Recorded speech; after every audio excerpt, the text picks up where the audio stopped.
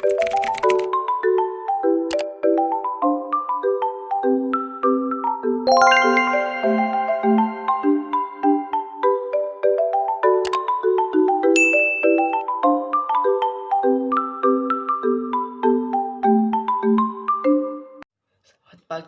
pagi Ibu Guru dan teman-teman. Perkenalkan, nama saya Polikarpus Samuel Natar. Kali ini saya akan menjelaskan materi yang ada di KCR tentang bioteknologi. Yang pertama, saya akan menjelaskan tentang pengertian dan prinsip dasar bioteknologi. Bioteknologi berasal dari kata bio, yang artinya hidup, dan yang artinya teknologi, yang berarti ilmu yang menerapkan prinsip-prinsip bioteknologi secara klasik atau konvensional. Bioteknologi berarti sebagai teknologi yang memanfaatkan organisme atau bagian-bagian untuk mendapatkan barang dan jasa dalam skala industri untuk memenuhi kebutuhan manusia. Sementara itu, perkembangan bioteknologi dapat diartikan sebagai pemanfaatan prinsip-prinsip dan kerekayasaan terhadap organisme, sistem, atau proses bioteknologi untuk meningkatkan potensi organisme maupun menghasilkan produk dan jasa bagi kepentingan hidup manusia. Yang kedua, jenis-jenis bioteknologi. Menurut perkembangannya, secara umum, bioteknologi dibagi menjadi dua jenis, yaitu A. Bioteknologi konvensional sederhana. Bioteknologi konvensional adalah bioteknologi yang memanfaatkan organisme secara langsung untuk menghasilkan produk, barang, dan jasa yang bermanfaat bagi manusia. Bioteknologi ini masih sangat sederhana atau tradisional karena teknik dan peralatan yang digunakan masih sederhana. Pada bioteknologi konvensional menggunakan mikroorganisme, proses biokimia, dan proses genetik alami. Manipulasi yang biasa dilakukan hanya pada media tumbuh atau substrat, dan kondisi lingkungan belum sampai pada tahap rekayasa genetik. Kalaupun ada rekayasa genetik, masih merupakan rekayasa genetik yang sederhana dan perubahan genetik yang dihasilkan tidak tepat sasaran. Kelebihan dan kekurangannya bioteknologi konvensional adalah sebagai berikut. 1. Kelebihan. A. Biaya produksi murah. Teknologi menggunakan peralatan yang sederhana. C. Pengaruh jangka panjang yang sudah diketahui. Yang keduanya, kelemahannya. A. Perbaikan genetik tidak terarah. B. Memerlukan waktu relatif lama. C. Belum ada pengkajian prinsip-prinsip ilmiah. D. Hasil tidak dapat diperkirakan sebelumnya. E. Tidak dapat mengatasi ketidaksesuaian genetik. F. Reproduksi dalam skala kecil. G. Proses relatif belum steril. H. Kualitas hasil belum terjamin. Bioteknologi konvensional dimanfaatkan dalam beberapa bidang. Yang pertama, bidang makanan. Dalam bidang makanan, proses yang dibantu mikroorganisme, misalnya dengan fermentasi. Hasilnya antara lain yogurt, keju, tempe, roti, kecap, cuka, dan sebagainya.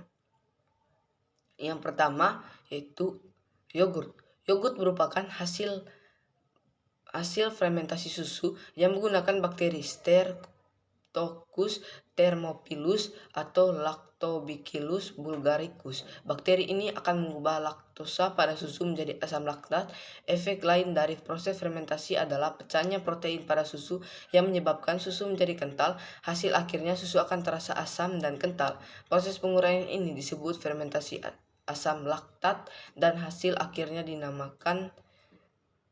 Yang kedua adalah keju. Keju merupakan bahan makanan yang dihasilkan dengan memisahkan zat-zat padat pada susu melalui proses pengentalan atau koagulasi. Proses pengentalan ini dilakukan dengan bantuan bakteri Lactobacillus bulgaricus dan Streptococcus thermophilus. Bakteri ini akan menghasilkan enzim renin sehingga protein pada susu akan menggumpal dan membagi susu menjadi cair dan padat.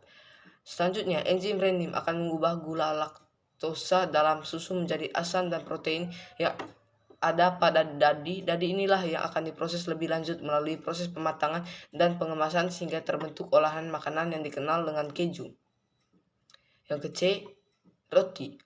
Pembuatan roti juga memanfaatkan peristiwa fermentasi yang dibantu oleh yeast atau khamir. Yeast merupakan sejenis jamur yang ditambah pada adonan tepung dan akan menimbulkan proses fermentasi. Proses ini menghasilkan gas karbon dioksida dan alkohol.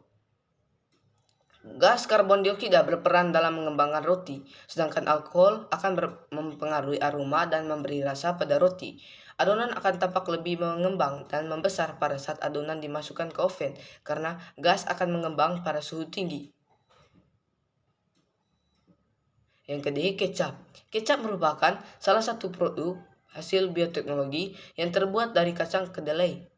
Kedelai akan difermentasi dengan menggunakan jamur Aspergillus venti, kemudian dikeringkan dan direndam di dalam larutan garam. Pembuatan kecap dilakukan melalui proses perendaman kedelai dengan larutan garam sehingga pembuatan kecap dinamakan fermentasi garam. Jamur Aspergillus venti akan merombak protein menjadi asam-asam amino, komponen rasa asam dan aroma khas. Yang ke tempe. Tempe adalah makanan tradisional khas Indonesia yang sering dikonsumsi menjadi salah satu makanan favorit. Proses pembuatan tempe menggunakan teknik fermentasi. Fermentasi dilakukan dengan menumbuhkan jamur Rhizopus oreaceae dan Rhizopus oligosporus dan pada biji kedelai. Jamur akan menghasilkan benang-benang yang disebut dengan hifa. Benang-benang itu mengakibatkan biji-biji kedelai saling terikat dan terbentuk struktur yang kompak. Yang berikutnya F. Cuka. Bahan dasar pada proses pembuatan cuka adalah etanol yang dihasilkan oleh fermentasi anaerob oleh ragi. Bakteri yang digunakan seperti Acetobacter dan Gluconobacter. Bakteri akan mengoksidasi etanol menjadi asam asetat. 2. Bidang pertanian. Di bidang pertanian, bioteknologi memberi andil dalam usaha pemenuhan kebutuhan makanan. Bioteknologi konvensional dalam bidang pertanian diantaranya adalah A. Kultur jaringan. Kultur jaringan berarti membudidayakan suatu jaringan makhluk hidup menjadi individu baru yang mempunyai sifat sama seperti induknya. Kultur jaringan tumbuhan dilakukan berdasarkan teori sel yang dikemukakan oleh Schleiden dan Schneemann, yaitu sel tumbuhan mempunyai kemampuan totipotensi. Totipotensi adalah kemampuan setiap sel tumbuhan dari bagian mana saja sel tersebut diambil, yang jika diletakkan dalam lingkup yang sesuai akan tumbuh menjadi tumbuhan yang sempurna. Kultur jaringan akan lebih besar keberhasilannya apabila menggunakan jaringan meristem.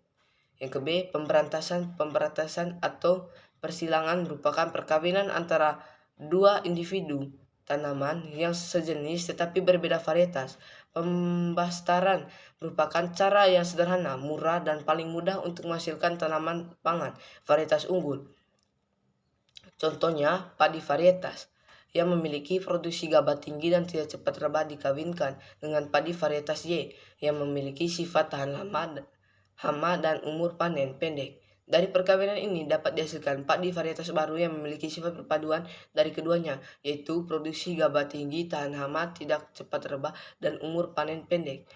Yang ke C, hidroponik. Hidroponik adalah teknik bercocok tanam tanpa menggunakan tanah sebagai media tanamannya, termasuk juga bercocok tanam di dalam pot atau wadah lainnya yang menggunakan air atau bahan yang bersifat porus seperti pecahan genting, pasir kali, batu, kerikil, spons, sabut, kelapa, arang kayu, dan sebagainya. Yang ketiga, bidang industri. Di bidang industri, misalnya teknik bioremediasi, yaitu suatu proses pengolahan limbah yang mengandung zat-zat berbahaya logam berat menjadi limbah yang kurang berbahaya. Bioremediasi melibatkan mikroba tertentu, diantaranya Xanthomonas capestris dan Fuscan photidae. Caranya dengan melepaskan langsung bakteri tersebut ke limbah pabrik yang tercemar.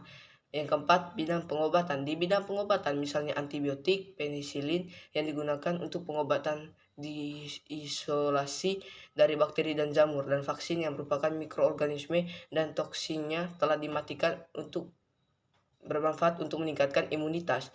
Yang kelima, bidang peternakan. Di bidang peternakan misalnya ada domba Ankon yang merupakan domba berkaki pendek dan bengkok sebagai hasil mutasi alami, dan sapi Jersey yang diseleksi oleh manusia agar menghasilkan susu dengan kandungan krim lebih banyak. B. Bioteknologi modern. Kelebihan dan kekurangan bioteknologi modern antara lain: 1. Kelebihan, hasil dapat diperhitungkan. B. Dapat mengatasi kendala ketidaksesuaian genetik. C. Perbaikan genetik dapat dilakukan secara terarah. D. Menghasilkan individu yang memiliki sifat baru atau tidak sama dengan sifat alaminya. 2. Kelemahan. A. Biaya produksi relatif lama menjadikan jenis tanaman monokultur, menyebabkan degradasi gen jenis lokal, memerlukan teknologi canggih, pengaruh jangka panjang belum diketahui. Bioteknologi modern mempunyai peranan penting dalam bidang kedokteran, sehingga semakin menonjol setelah adanya penelitian dan penerapan ilmiah. Bioteknologi modern di bidang kedokteran hampir sama dengan di bioteknologi konvensional, tetapi hasilnya jauh lebih banyak dan lebih terjamin menggunakan bioteknologi modern karena dibantu oleh alat-alat canggih lainnya, misalnya pembuatan antibodi monoklonal, vaksin antibiotika, dan hormon. Ilmu-ilmu pendukung dalam bioteknologi diantaranya adalah mikrobiologi, biokimia, genetik, biologi sel, teknik kimia, dan enzimologi. Saat ini aplikasi bioteknologi tidak hanya pada mikroorganisme saja, namun pada tumbuhan dan hewan. Terdapat 4 prinsip dasar bioteknologi, yaitu penggunaan agen biologi menggunakan metode tertentu, dihasilkan suatu produk turunan, dan melibatkan banyak disiplin ilmu. Bioteknologi modern sangat erat dengan rekayasa genetika, karena manipulasi yang dilakukan bukan hanya pada kondisi lingkungan dan media tumbuh, melainkan juga dilakukan pada susunan gen kromosom makhluk hidup. Namun, tidak semua penerapan bioteknologi modern menggunakan teknik rekayasa genetika, misalnya seperti kultur jaringan dan cloning. Kultur jaringan dan cloning dikatakan sebagai bioteknologi modern karena alat yang digunakan dalam prosesnya merupakan peralatan yang canggih. Rekayasa genetik bertujuan untuk menghasilkan organisme transgenik, yaitu organisme yang susunan gen dalam kromosomnya telah dirubah sehingga mempunyai sifat yang menguntungkan sesuai dengan yang dikehendaki, sehingga dapat dikatakan bahwa hasil dari rekayasa genetik lebih terarah dan dapat diramalkan. Sebelum bioteknologi modern dalam produksi pangan dilakukan dengan menerapkan teknik rekayasa genetik. Rekayasa genetik adalah kegiatan manipulasi gen untuk mendapatkan produk. Cara membuat DNA baru dilakukan dengan menambah atau menghilangkan gen tertentu. Salah satu produk hasil rekayasa genetik adalah membuat organisme transgenik. 1. Tanaman transgenik. Tanaman transgenik adalah tanaman yang telah mengalami perubahan susunan informasi genetik dalam tumbuhannya. Tanaman ini merupakan suatu alternatif agar tanaman tahan terhadap hama sehingga hasil panen dapat melimpah. Bahkan, tanaman juga dapat direkayasa agar mampu membunuh hama yang menyerang tumbuhannya tersebut. Contoh-contoh tanaman transgenik. Untuk membuat suatu tanaman transgenik dilakukan beberapa tahapan. A. Pertama-tama dilakukan identifikasi atau pencarian gen yang akan menghasilkan sifat-sifat tertentu atau sifat yang diinginkan. B. Gen yang diinginkan dapat diambil dari tanaman lain, hewan, cendawan, atau bakteri. C. Pada tahapan cloning, gen DNA asing akan dimasukkan ke dalam vektor cloning agen pembawa DNA, contohnya plasmid DNA yang digunakan untuk transfer gen. D. Kemudian vektor cloning yang akan dimasukkan ke dalam bakteri sehingga DNA dapat diperbanyak seiring dengan perkembangbiakan bakteri tersebut. E. Apabila gen yang diinginkan telah diperbanyak dalam jumlah yang cukup, maka akan dilakukan transfer gen asing tersebut ke dalam sel tumbuhan yang berasal dari bagian tertentu. Salah satunya adalah bagian daun. F. Transfer gen ini dilakukan dengan beberapa metode, yaitu metode senjata gen, metode transformasi DNA yang diperantarai bakteri Agrobacterium tumefaciens, dan elektrolis metode transfernya dengan bantuan listrik. Sekian saja penjelasan dari saya. Mohon maaf ada satu kata dua kata yang saya kurang jelas. Terima kasih.